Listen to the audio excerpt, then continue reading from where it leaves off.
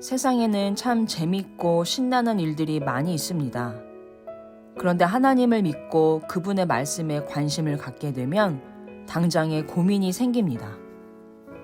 내가 볼 때는 인생을 즐겁게 해주는 일인데 성경에서는 하지 말라고 하는 것들이 보이기 시작하는 것이죠. 하나님은 우리가 재밌게 사는 것, 즐기며 사는 것을 싫어하시는 걸까요? 그래서가 아니라 우리가 좋아하는 것들은 보통 하나님 자리를 넘보는 것이기 때문입니다. 성경은 술에 취하지 말라고 합니다. 입에 대지도 말라는 거냐, 아니면 고주망태가 되지 않도록 조절을 잘 하라는 거냐, 의견이 분분한데요. 잠언은 이렇게 말합니다. 포도주는 붉고 잔에서 번쩍이며 순하게 내려가나니 너는 그것을 보지도 말지어다. 그것이 마침내 뱀같이 물 것이요 독사같이 쏠 것이며. 성경은 순하게 내려가는 술을 아예 쳐다보지도 말 것을 권합니다. 이런 이야기를 하면 청년들이 뭐라고 하는 줄 아시나요? 대학을 들어가든 취업을 하든 새로운 곳에서 새로운 사람과 친해지기 가장 쉬운 자리가 술자리라고 말합니다. 허심탄회하게 속 이야기를 하고 싶을 때 술의 기운을 빌리면 좋다고 합니다. 맞습니다. 술의 힘을 빌리면 낯선 사람들과 금방 친해질 수 있고 하기 어려운 말을 조금 쉽게 꺼낼 수 있을 것입니다. 문제는 쉬운 길로 가려는 선택이 쌓이고 쌓여 우리를 점점 하나님의 뜻에서 멀어지게 한다는 것입니다. 첫 술의 시작은 친구를 사귀기 위함이었지만 점점 술로 해결하려는 문제가 늘어날 것입니다. 외로워서 술 한 잔, 속상해서 한 잔, 답답하고 막막해서 또 한 잔. 우리 삶의 다양한 결핍과 어려움을 가지고 하나님 앞으로 나아가는 것이 아니라 술자리로 나아갑니다. 그러다 보면 내 인생의 시험과 고난과 위기를 통해 하나님께서 성장시키고 회복시키고 간섭하시는 경험을 할 수 없는 인생이 됩니다. 하나님께서는 재밌는 일을 금지하시는 게 아니라 하나님의 자리를 대신하는 것들을 금지하신 것입니다. 오늘 본문 역시 또 하나의 금지입니다.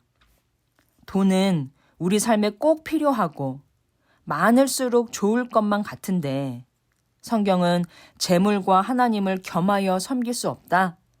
재물을 의지하지 말라는 경고를 귀에 못이 박이도록 반복합니다. 돈을 섬기지 말라는 것은 돈을 멀리하고 가난해지라는 뜻이 아닙니다. 오늘 본문 6, 7, 8절입니다.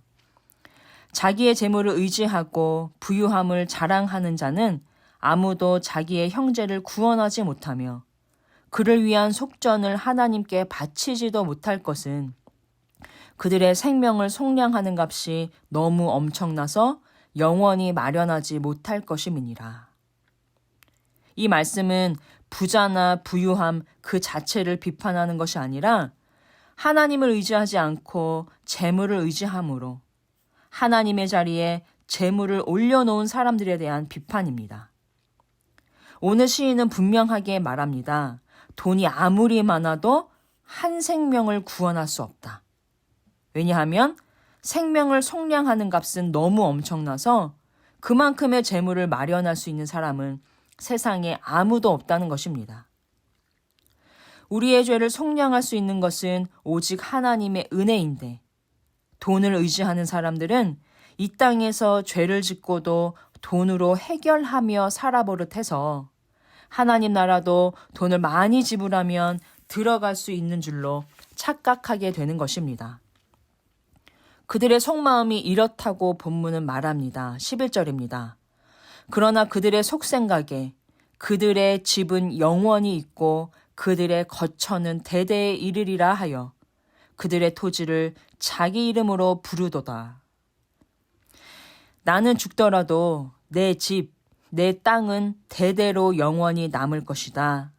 그러니 더 많이 소유하고 거기에 내 이름을 붙여야지. 바벨탑을 쌓은 사람들이 했던 말입니다. 우리의 이름을 내자. 재물을 의지한다는 것은 재물을 나의 주인 삼는 것이고 내 이름을 드러낸다는 것은 내가 주인이 되겠다는 것입니다. 돈과 명성을 가진 이들의 삶을 윤택하게 해주고 장애물을 치워주고 온갖 특혜를 부여하는 것이 이 세상의 질서입니다. 이런 세상에서는 모든 결정의 기준이 나의 유익입니다. 하나님의 뜻이 결정의 기준이 아니라 내가 얼마를 벌 수 있느냐, 내가 얼마나 올라갈 수 있느냐가 기준이 됩니다. 그래서 힘들고 수입은 적으면서 헌신은 많이 해야 하는 직업은 아무도 선택하지 않으려고 합니다. 하나님의 뜻을 의사결정의 기준으로 삼지 않고 나의 유익을 기준으로 삼습니다. 하나님의 백성이라고 하면서 하나님 대신 재물을, 돈과 명성을 구원으로 삼은 것입니다. 이렇게 성경에 금지하는 것들은 언제나 하나님의 자리를 차지하고 싶어 합니다. 성경의 금지는 모두 하나님 자리를 노리는 대적들입니다. 우리가 보기에는 술자리를 피하는 것이 도리어 손해이고 좀 더 벌 수 있는 기회를 피하는 것이 미련한 것 같습니다. 세상이 좋은 것이라고 소개하고 증명하는 것들보다 하나님이 더 좋은 분임을 어떻게 믿을 수 있을까요?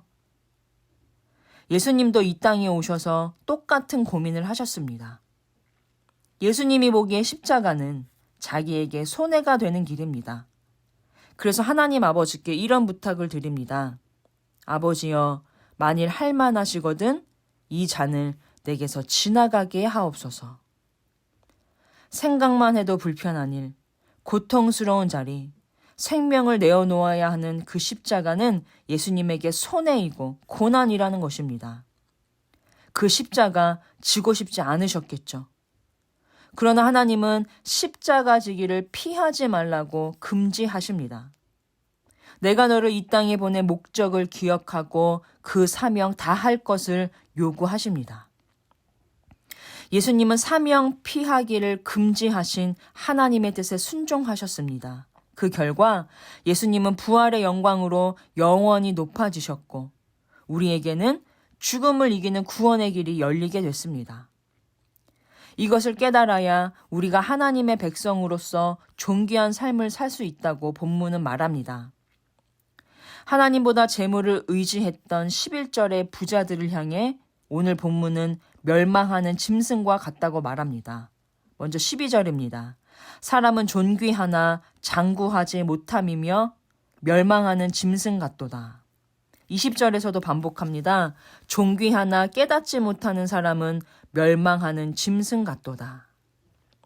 오늘 시편은 세상이 아무리 재물이 좋은 것이라 말해도 또 우리가 체감하기에도 재물이 주는 유익이 참 많지만 그것은 결코 우리가 의지할 대상도 아니고 우리를 구원할 수 있는 것도 아니라고 말합니다. 그것을 꼭 깨닫고 멸망하지 말 것을 당부합니다. 하나님께서 우리에게 금지사항을 주신 것은 우리의 즐거움을 빼앗아 가시는 것이 아니라 하나님으로부터 오는 참된 즐거움을 누리며 살게 하기 위함입니다.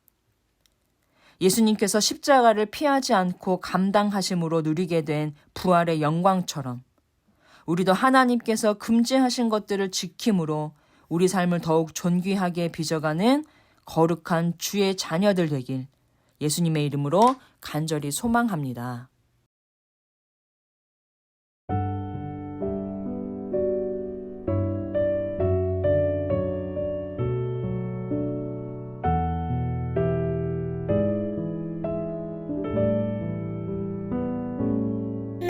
날마다 숨 쉬는 순간마다 내 앞에 어려움을 보내